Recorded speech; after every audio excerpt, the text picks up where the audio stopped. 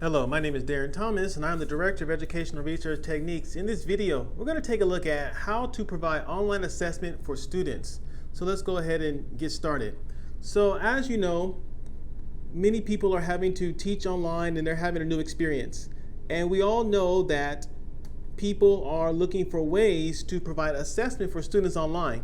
And so a question that I'm often getting from teachers and educators and people who are trying to move to an online platform, trying to use a learning management system is, okay, how do I assess students online? How do I give quizzes? How do I give tests, etc.? How can I do that?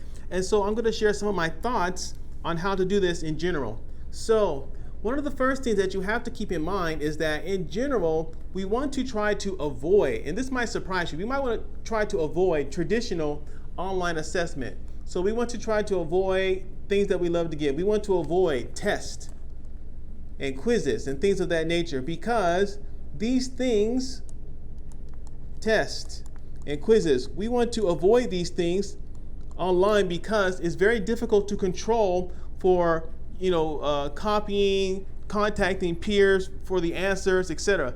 These things are hard to control in this particular experience. So what we normally want to do here is, and if you look here off to your left, you're going to see Bloom's taxonomy is this. Basically, as you go up Bloom's taxonomy, it becomes harder and harder to do traditional forms of academic dishonesty. What I mean by that is copying, pasting, etc. When you start having students analyze, and when you start having students evaluate, when you start having students create things, it becomes hard for them to do these things that cause us problems and make us question the validity of their answers. And so generally what we want to try to encourage whenever possible is projects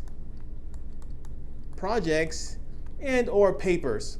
Something along these lines when you're looking for a way to give a large bulk of the points for a particular class. Now for projects, it really depends on your domain. For example, in music, which is what my background was at one point, it was impossible for us to copy and cheat because we had to perform music. And so that might be an example, of application towards the bottom, and actually even creativity as well. We had to perform the music. We could not find someone else to perform the music for us. So in the domain of music, there's not much of a problem. You can just have a project of doing a performance, making the music, whatever, writing your own composition, whatever. That's how it works in the field of music. In education, which is of course another one of my backgrounds, for a project it might be something along the lines of, for example, a portfolio. So having the students collect their work, maybe you have them make several lesson plans over the course of the semester, whatever. That might be a tool that you can use in that realm or other realms or other domains. For example, in IT, maybe you have the students develop, some sort of, software. Again, I'll say code. They have to, make some code or something to deal with a particular application problem. Again, these are opportunities that kind of lessen the opportunity for cheating. And for example, the domain of accounting, maybe they do some sort of an analysis. If all the students have different data, it'll be difficult for them to all copy. They have to use the same formulas, but they still have to get the answers themselves. And if they have to try to explain and interpret those numbers, what does this score mean? How do you interpret this? That takes a little bit more of analyzing and evaluating skills. Again, higher levels of Bloom's taxonomy, so that it is difficult for them to cheat and to find ways to corrupt the assessment experience. So again, we want to try to move away from traditional exams and move more towards projects and papers. Now the projects can be group projects or individual. I would say when you're trying to do like some sort of summative assessment, I would gear towards more individual work, because you don't want people tagging along for things that are replacing a final exam. Now for papers, it's a little bit easier because with all the software out there, Turnitin and Grammarly and all these tools out there, it's much more difficult for students to get away with stealing the work of others when it comes to papers. So if I had to give advice to teachers who are looking for ways to try to assess their students in an online platform, I would always recommend some sort of a cumulative project that requires them to utilize several skills that they've learned throughout the semester. For application type classes, and maybe for theoretical classes, a paper where they have to go out there and research something and examine something. These two things right here will reduce a lot of your problems in terms of how you're going to assess students online, because these are things you could have did offline, except now they're just going to submit it electronically through your learning management system. Now, if you say, Darren, this does not work for me, I have to give some sort of an exam. I have to. This is crazy. This is not how it works in my field. I have to give an exam because that's how we do things. All right, well, I'm talking to you now. So if you must give an exam, there are several things you can do in most learning management systems that'll help you to reduce the opportunity for cheating. So, for example, in many learning management systems, you can have the answer, shuffle the answers, if you will, shuffle the answers. So the first person who takes question number 1, the answer might be B. And then when the second person takes question number 1, the answer might now be moved to C. The answer is the same, whatever word it is you picked or whatever phrase you picked, but it's moved around. And so this helps to reduce cheating in somewhat of a matter. Another thing you can do is you can start using what we call a question bank. Now, for those of you out there who have been giving exams for a long time, in a large class, you might have several versions of an exam that you give out to a class. So some kids randomly get exam A, some kids randomly get exam B, and the questions are rearranged or they might be different questions. Inside the learning management system, I'm most familiar with Moodle, but I'm sure other systems use this, have a tool like this. You can have a question bank where you have a category, like, let's say you have a category on standard deviation. Let's say you're doing statistics. So you have a category on standard deviation, and you might have, question A, question B, question C. Some kids will get question A, some kids will get question B, some kids will get question C, etc. It's all trying to measure their understanding of the ideal of standard deviation, but they're all answering a slightly different question. Again, this makes it difficult for them to share answers.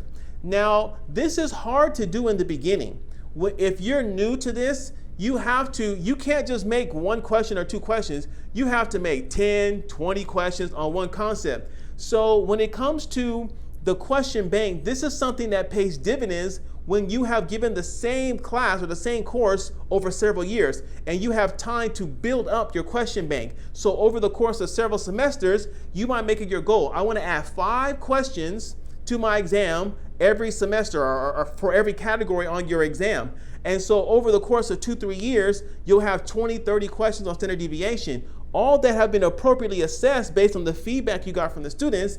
And so then you can use the question bank to randomly pull from those questions. It could get to the point to where, you have a large class, and everybody might get a slightly different question. That might not be the best way to do things in terms of assessment sometimes. You might want to limit it.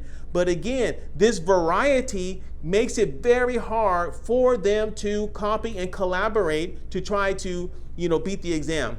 Something else you can do is you can ask complex multiple choice questions, MC for short.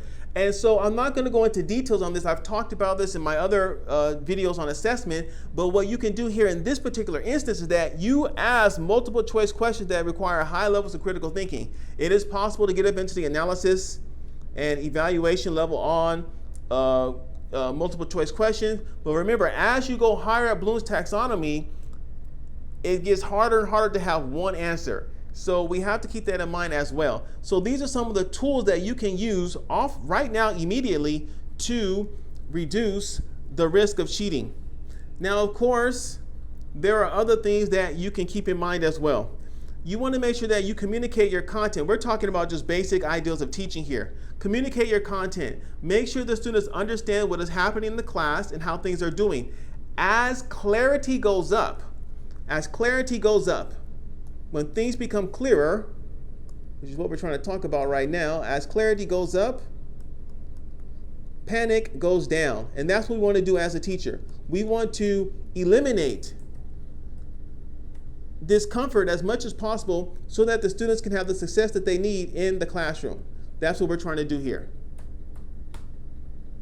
So there we go. So we want to remove this. As clarity goes up, as clarity goes up, confusion goes down. And so this is what we're trying to do to help our students. We want the clarity to go up, we want the confusion to go down, and then we have success. Something else, and again, I'm talking, I guess, mainly to the tertiary level, the college university level. We have to provide mini assessments throughout the semester. This has two main benefits. Number one, it helps you to figure out how the students are doing. It's very common for university lecturers to have no idea how their students are doing. So you learn how the students perform through your assessments, and you can adjust things accordingly so that they can be successful. Number two, for the reason for mini assessment, I'm talking about quizzes, short little assignments, etc., is that it helps the students to become familiar with how you assess. It's not, the idea that an assessment is objective is, not always that practical. We all have a different style of how we ask questions, what kind of answers we're looking for, and students learn this through the assessment that happens throughout the semester. Often we call this formative assessment, if you will, in terms of summative assessment like final exams. So you need to be marking and grading papers throughout the semester, giving feedback, which is one of my lower bullets down here, giving feedback so that students know what's going on. Now, moving to the third bullet, you want to make sure also that you are aligning the exam with the classroom experience. So generally, if you're familiar with the ideal of backward design, you are supposed to be preparing the assessments before you even meet the students in the classroom. And so as you're going through the teaching experience, you always have the exam that you've already created in mind as you are teaching the students. And so this helps to make sure that what you need to cover, you will cover, because you already know how you're going to assess them at the end of the semester. The ideal of waiting till the night before to prepare the exam, or the week before or the month before, that's great, but you're going to forget what you taught, or you're going to not be able to recall the things that you were going to talk about, and there could be a disconnect. If there's a disconnect, students will panic when they're taking the exam. You have to keep that in mind. And next one, this is the fourth bullet, review the content. There's nothing wrong with having a review day. Again, sometimes people say, they're university students, they should know how to do that. Well, often they don't know how to study, and you have to try to help them out with that by taking some time to talk about the material that was discussed prior. So this is what we have to do. And also, and this is, maybe for the K-12 or for the people who are nicer, you want to have the courage to hold them accountable. Sometimes we panic so much about the assessment because we don't want to be the bad guy and having to actually fail a student or give them a 0 for moving to doing things that are dishonest academically. However, if students know that you will actually hold them responsible for these things that are not acceptable, they'll be much less likely to do it. However, if they know that they can negotiate, that they can talk smooth and nice to you, and that you might lessen the penalty, well then, no fear, no concern. And so this is something we want to avoid as well. When it's time to nail them, they need to be nailed, in other words. So one more thing that we need to mention is this.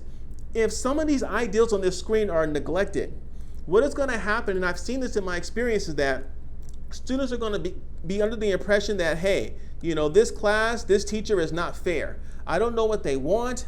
I have no idea how they mark or do assignments. We've never done an assignment. I have no idea what my grade is going into the final exam. I don't know what to do. I'm spending all this money and my parents want me to do well. What am I going to do? They're going to find a way to take it from being unfair, which is our problem right now, unfair. They're going to find a way to make it fair. And you make it fair when you think it's unfair. One tool for that is to cheat.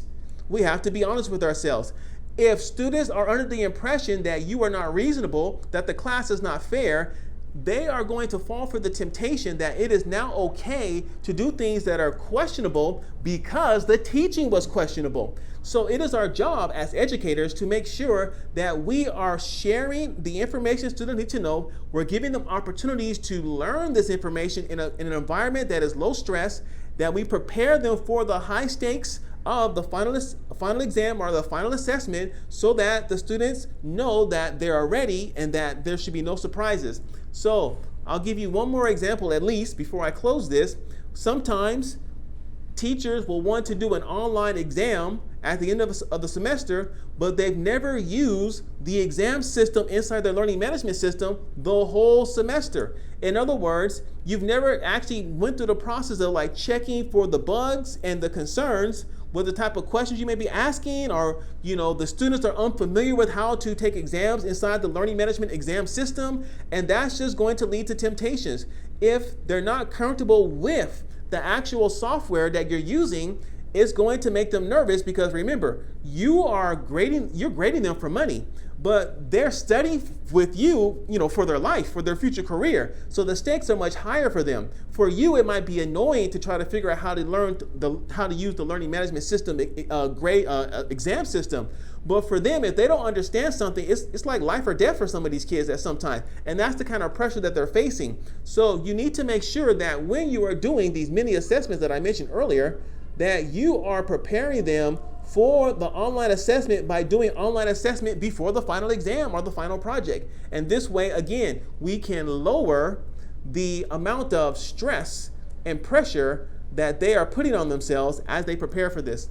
Now, there's always going to be people who are going to cheat and take advantage of the way things are. That's the reality. And so we try to prevent that, again, through this ideal of accountability